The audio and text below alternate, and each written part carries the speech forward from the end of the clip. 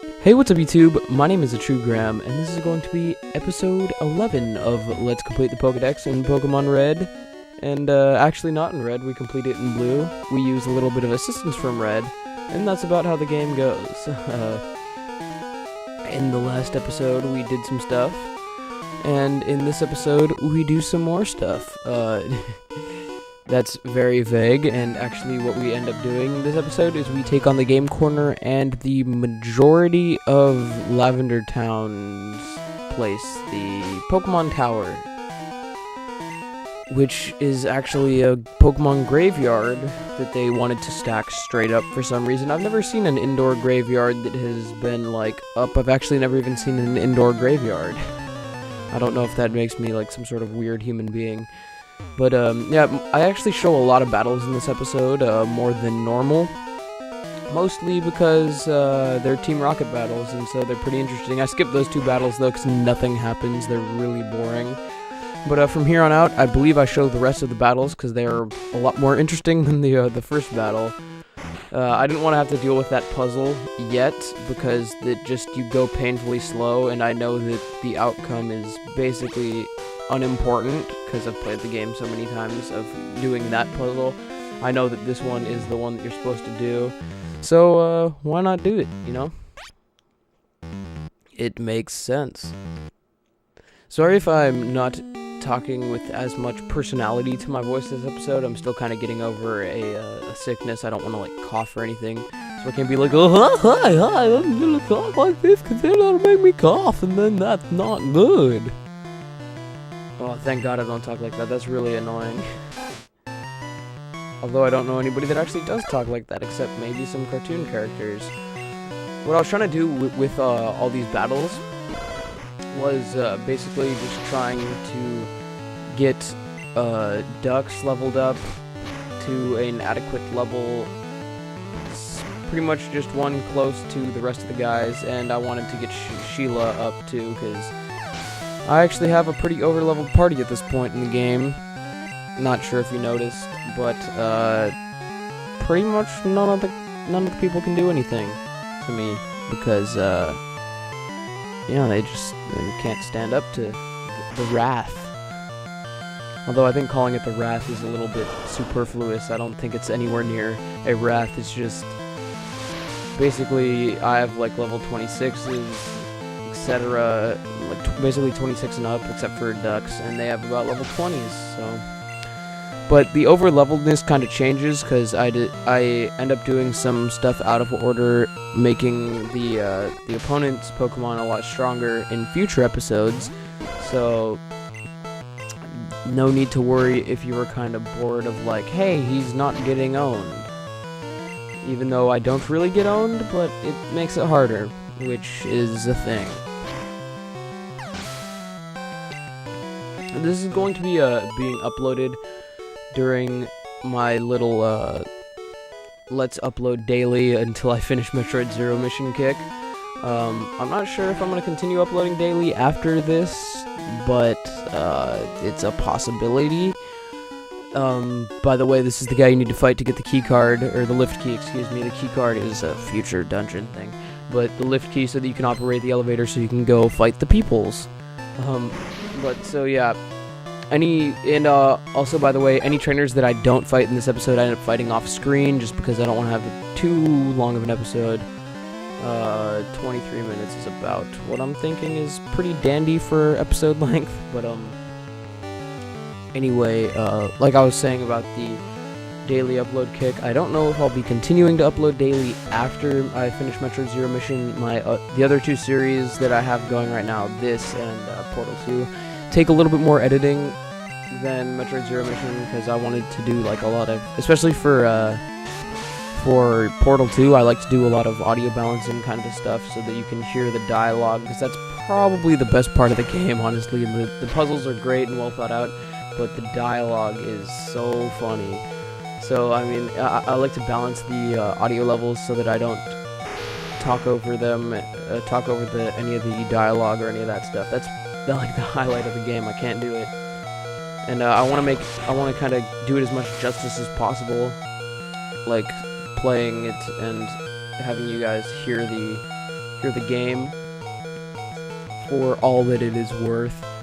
And then this is obviously just a lot more cuts. I generally record a lot more raw footage.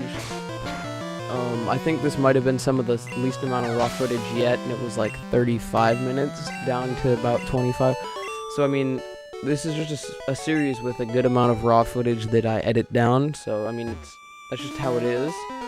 You have to talk to that guy again, by the way, to get the lift key. I'm pretty sure everybody's played Pokemon Blue at this point, but just in case you haven't, you don't want to miss the lift key, because that's how you can go fight the boss, who I won't spoil, because if you haven't played the game, then it'd be a spoiler. But if you're watching the episode, I'm pretty sure you don't care about spoilers anyway, and you probably played Pokemon Blue. Wow, I felt like a rapper right there. It was just so quick. I have no rapping talent whatsoever. Not that I'll ever demonstrate my lack of rapping ability, I think. Don't really have much of a reason to. I mean, I suck at it, so it's just not my thing, and I've never really tried to get into it either. So, I mean, I don't know what to say about that. Just not a good rapper. What I think I am pretty good at, though, I don't even know where I'm going with that. I don't know. I'm really happy that in Fire Red and Leaf Green they upped the speed of those shifty tiles, because they take forever in this game. It's ridiculous. The spinny tiles, no bueno. But, I think the reason why I decided to go on this little daily upload kick that I'm on is just because I want to get more done, I guess, on my channel, because at the pace that I'm going, I'm not really getting all that much done. I have one Let's Play finished in about 5 months of Let's Playing, so it's a little bit too slow for my tastes. I'm gonna upload daily just to get some more projects out, especially while I have some footage recorded of stuff. I have all of Metroid Zero Mission, which is, I think I need like 6 more episodes from today, which is less than that, but the number will remain unknown, because I'm not going to tell you, I don't want to spoil it, even though I think I already spoiled it in a different episode, but, so yeah, Metroid Zero Mission is done, and so, I mean, if it's just sitting on my computer and I'm not really recording anything, I think that it makes some sense to put out videos at a frequent pace. I'm not really sure what you guys think is the greatest pace for uploading videos at a time. You guys can let me know, though, because I am interested in what you guys think as the ideal uploading pace, because, I mean, that's what I want, what I would like to try to accommodate is what people want to see, obviously, because, I mean, I don't watch my own videos. I don't know if anybody actually does really like to watch these videos, but I hope people do. I mean, they're fun to make, so if you guys want to watch them, then I'll continue to make them, and if you don't, I'll make them anyway, just for fun. Because, I mean, I think at some point somebody's bound to stumble upon them on the internet, and maybe I can entertain that random person that stumbles upon it at some point. Because, I mean, why not? I mean, it's fun. Oh man, see what I mean about these things being taking so long, though? Like, I just wanted to grab a couple items, and they just go so slow. I'm trying to avoid them as much as possible. I don't know if you can tell, but I'm like walking around them in a way, trying to get around them. I don't really know where I was going with that. Oh god, this is just agonizingly slow, man.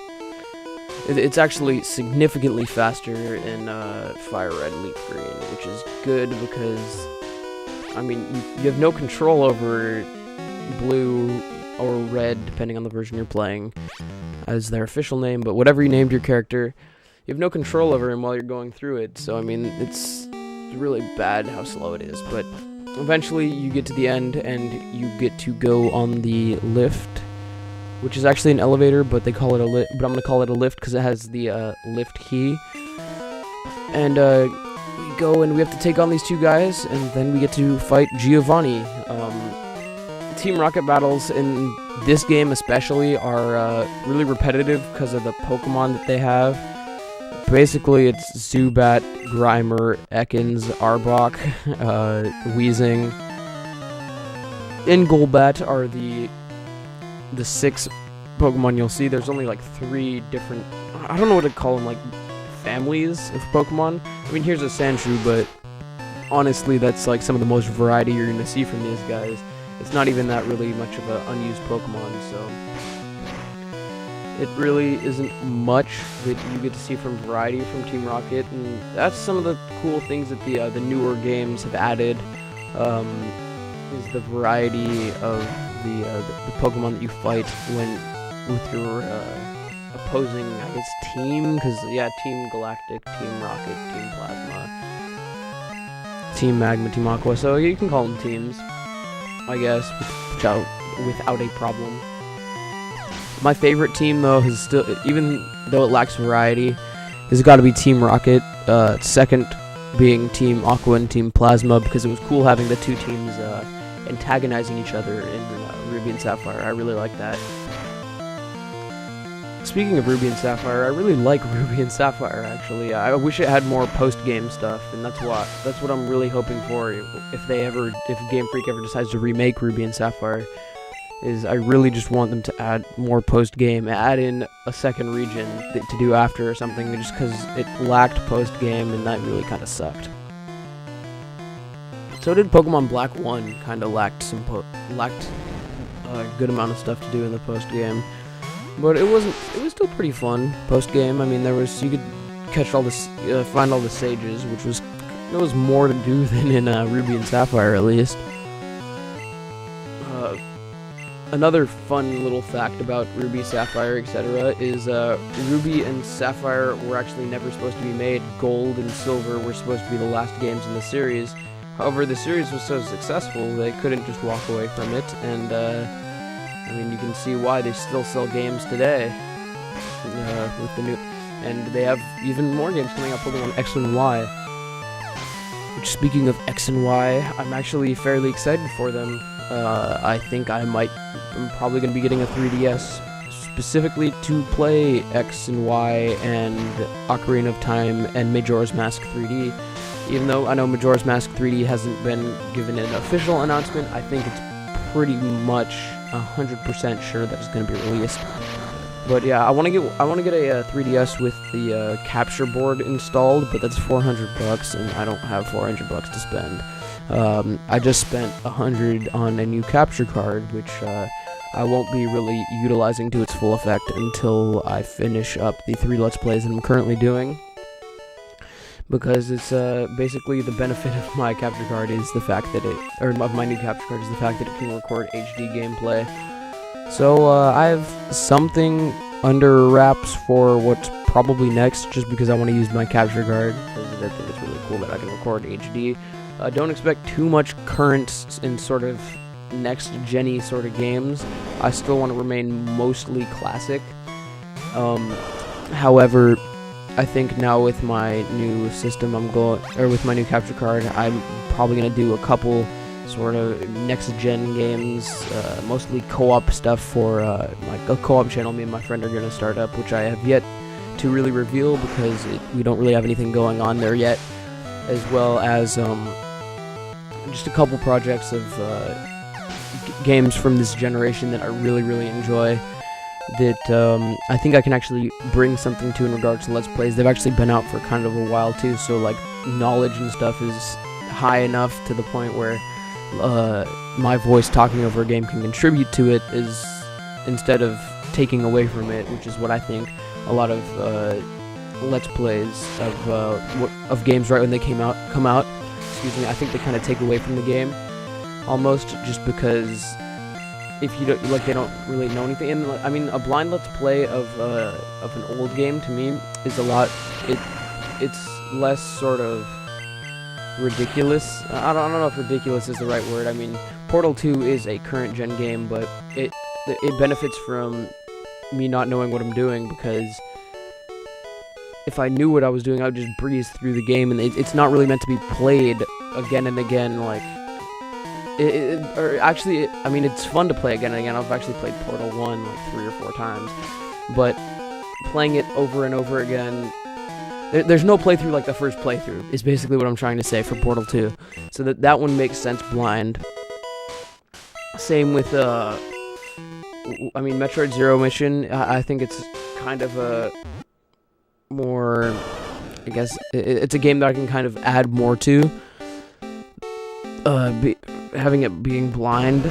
I don't know if I necessarily actually add more, but I feel like having it blind is like sort of another layer of, like, of right when people kind of discovered the Metroid series, I guess, and like played that game, that they could really get into it in a way that I guess it's a lot different to see the game blind than it is to see it, I guess, done in a sort of speed run.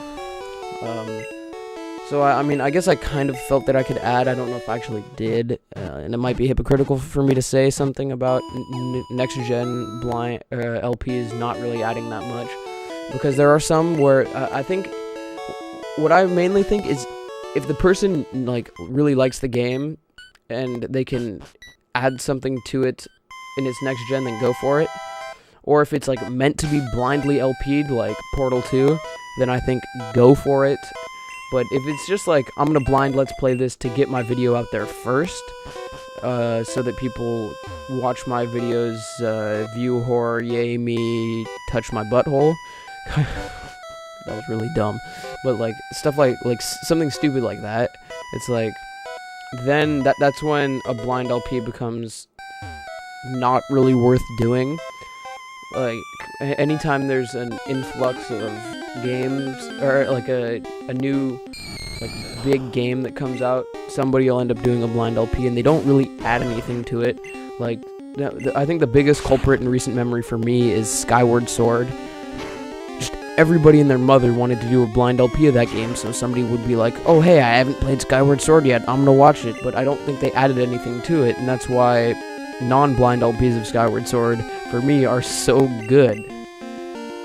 I never watched the, I've never really watched an entire LP of it, though. I've been enjoyed by watching some episodes here and there, but I don't want to spoil the whole game for me, because I really like the Zelda series, and I have yet to play Skyward Sword. The Wii Motion Plus is like the only reason why I just don't have a controller with one built-in, or a Wii Motion Plus attachment. And I kind of didn't have the money to go get one right when the game came out, or buy the package, which I really wish I had enough money for, because that controller that came with Skyward Sword is so cool. But I just didn't really have anything, have the means to buy Skyward Sword at that point in time, so I've kind of refrained since then, but probably end up getting it decently soon. Definitely this year, I think. But in this episode, I think I should quickly touch on the Pokemon I capture. I get Ghastly, a Cubone, and a Blastoise, because War Turtle evolves, because I made him evolve because I basically just needed an item, or room for an item, and I was like, hey, rare candies, I'm gonna evolve Roshi so that I can just cross him off the list. Because he was right there close to evolving, and I didn't really want to have to worry about him, and so it was just like, hey, it worked. I was happy with the decision. As strange as it kind of seemed, I was glad that I did it, because it allowed me to cross another Pokemon off the list, and having that ability is cool, because, I mean, for me, when I really want to measure the progress that I'm making in the game for this, at least this Let's Play, it's really, how far I am into the Pokedex, not how many gym badges I have or anything like that. Because for me, the playthrough ends when I get all 151, which, of course, I'm gonna need to beat all 8 gyms and all of that to get all 151. But it is kind of part of the whole deal. And I was actually surprised that I found a Cubone so early, because I forget the exact percent, but I think it's like 5 or 10, percent to see a Cubone, and I know that all of the low percent Pokemon before Cubone, basically in the game, I'd had trouble finding. So to actually get one on like the second or third Pokemon in the area, it was really convenient and made it a lot more easy to edit. I was thankful. I was like, hey Cubone, you're the man. Except I didn't say that. I was just like, hey, that's cool. And it was just easier. I was happy. But I was also really careful because I didn't want to kill the Cubone and then have a ton of trouble catching him later. Or finding him to catch later, excuse me. Because, I mean, it's not like Cubone has an astoundingly low capture rate or anything, it's just that its encounter rate is not all that high.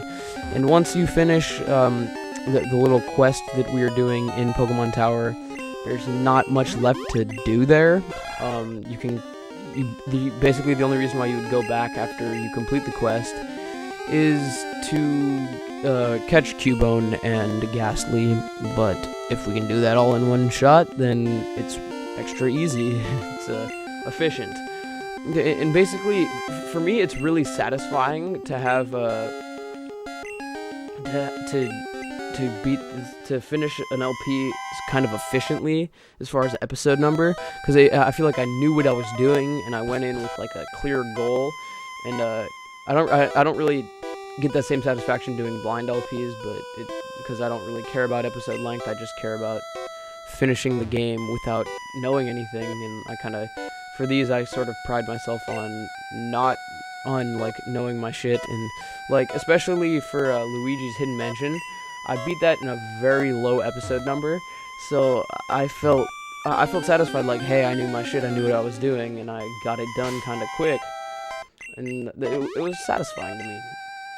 But I know I'm a little late because I was kind of on a tangent, but the Cubone was named Orphan because of this side quest, which, if you don't know, Marowak, Cubone's mother, has passed away, and we are putting its soul to rest, and so Cubone has become an orphan, and I believe its Japanese beta name actually translates exactly into orphan for the original blue and green. So I mean, I was like, hey, that's pretty much what he is. It makes sense.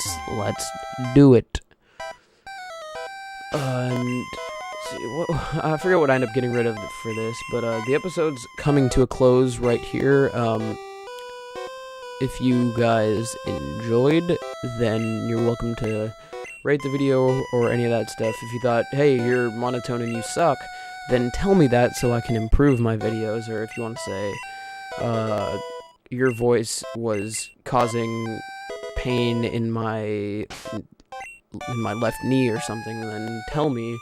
I want to know ways that I can improve my videos, as opposed to just being like, hey, he sucks.